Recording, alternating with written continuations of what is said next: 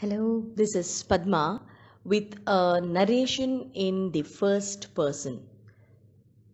Listen till the end to know the suspense. Like every one of us, I too was born crying and screeching. I had no clue where I was born, but later, when I got my bearings, I found out that I was in an orphanage. There were many of us there with hardly things to wear and to eat. We just about spent each day as it came with not much of a hope for our futures. However, there must surely have been a guardian angel who stood over me because I was the chosen one.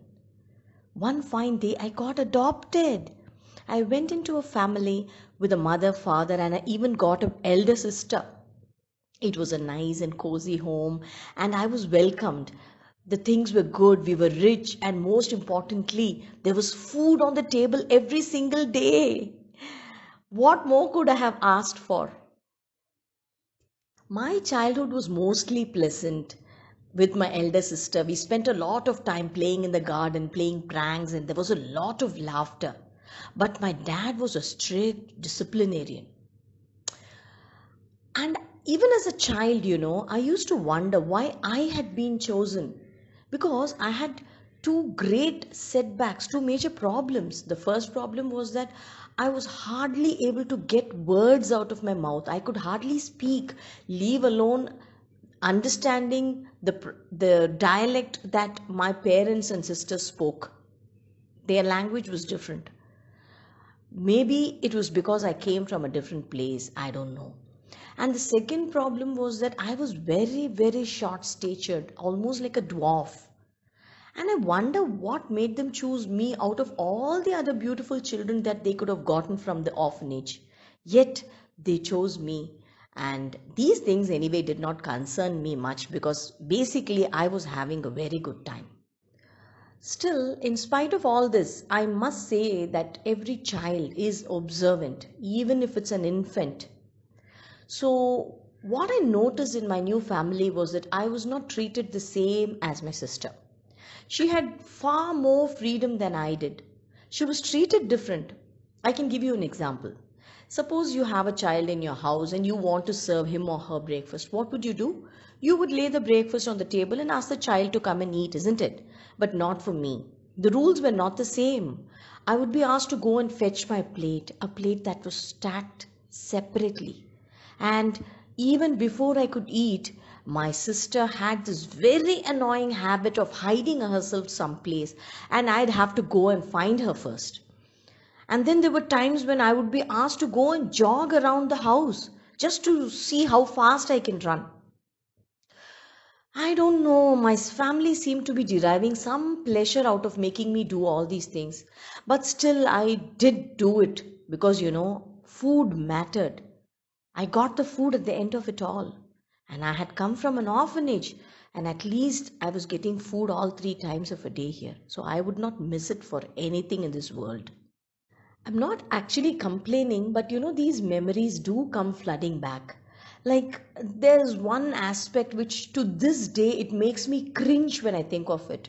Because when I was new to the family, a lot of their friends and relatives were very curious to see the newly added family member. So I was taught how to say namaste and how to shake hands with gentlemen. So every time the guests would come, I would repeatedly have to say namaste and shake hands.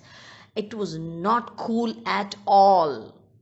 And there were other incidents too, like for once in the room that I shared with my sister, there was a sparrow nest on the loft. One particular day, the mother sparrow was missing, and I noticed that one baby sparrow had fallen from the nest on the floor. She was lying on the floor and kind of gasping for breath, and my sister was also not there. So I wanted to save this baby, and I had seen the mother sparrow try to teach the new baby sparrows how to fly. So I thought maybe the baby sparrow is not able to fly inside the room. So I picked her up and took her to the garden with the intention of teaching her to fly. But you know what? This the housemaid who saw me, she presumed that I had actually killed the baby sparrow, and she complained to my mother, and my mother thrashed me. I tried my level best to explain and express myself that I was innocent, I didn't mean any harm. But they couldn't understand what I was trying to say, and the memory is still hurtful. Just can you imagine a baby being thrashed? Huh? Anyway, life went on and it wasn't that bad. But there came a day when I knew that something was going to happen. I had a premonition. For one, I noticed that my mom and dad were packing all the stuff. All the things in the house were getting put into boxes. I did not know why, but they seemed very reluctant and sad. And so I tried my best to help too. I also wanted to help with the chores, but for some reason I was kept at bay.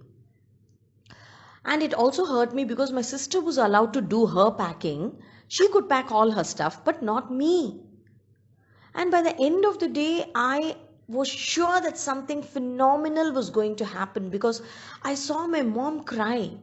And when I saw her cry, I also cried because I knew that my mom was hurting. Later that evening, a lorry came and all the packed stuff, the furniture, everything was loaded onto the lorry, and then the lorry left. Next, there came a taxi, and I knew my parents were in a hurry because they were loading all the stuff inside the taxi because we had a train to catch later. But for some reason, my dad called me and said, "Pick up your plate." I did it because I was a very obedient child. And then he said, "Come with me." And then we started walking. And as we walked a couple of streets away, I realized that we are heading towards Uncle Janardhan's house. He was my dad's colleague from the office and he would visit us often. And once we reached Uncle's house, Dad told me, "You go inside and sit down, I'll come."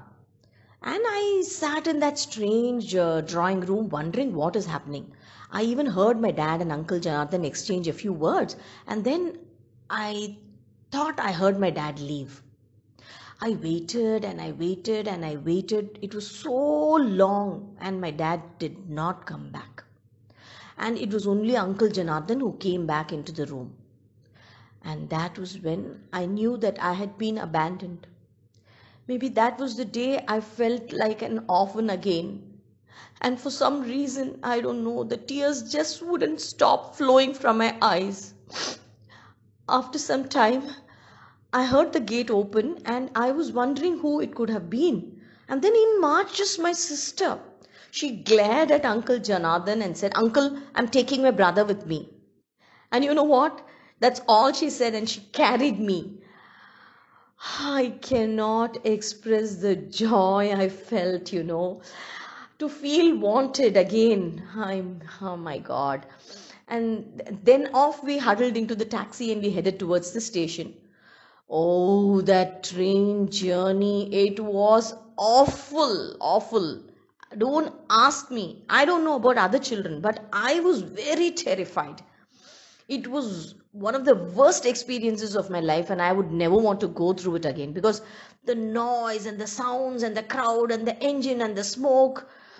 My goodness, I threw a tantrum in our coupe, but both my parents and my sister, they all put up with me. Then the train sped along, and the next morning we reached a new city. It was called Hyderabad. And when we went there, we actually went there because my dad had gotten a transfer.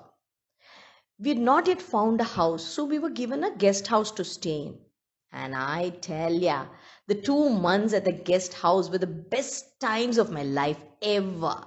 Because there were so many other children to play around with all day long. And the beauty about children is that nobody minded that I didn't understand or speak their language, nor did they mind that I was a little tiny dwarf or that I looked different. Nothing. And I just loved my friends. So that was how life was in Hyderabad. My sister soon joined a school nearby, and my dad started going to his office. The daily routine was also set. Still, in the heart of my hearts, I always had a little fear. I always felt a little sad, thinking, why on that day had my dad wanted to abandon me? Was it because I still had not gotten to speaking their language? I really didn't know. I was dispensable. And I be put into the orphanage again? You might be surprised to think that a child can think so deeply and feel so insecure. Actually, yes, a child does remember. And I did. And I so badly wanted to prove to my parents that I am worth keeping. But I just didn't know how. I was always in my best behavior. I obeyed and I did all what they wanted. And the days went on. One day, all of us children were playing, and there was this little baby, Rani, a 2 year old toddler. She started crawling. She went crawling along the compound wall, and actually, there was a hole in the compound wall, and she climbed into it. And behind that, actually, there was a ditch. I was the only one who had noticed her going there. No one else had noticed. After some time, when everybody went back home, Rani's parents only realized that she is missing. There was a frantic search for Rani. They searched here and there, up and down, everywhere. Helter skelter, everybody went searching for her, but nobody could find her. But I knew where she was. And I told my sister, I told her, but she just would not listen. She just couldn't understand. So ultimately, I had to drag and pull her along and told her, take a look near the wall, please. And that's when at last my sister realized that I mean business, and she told uncle, I think Deepu is trying to tell us that Rani is there. Can you please shine the torch inside and see? And so they shone the torch inside the hole and into the ditch. And you know what?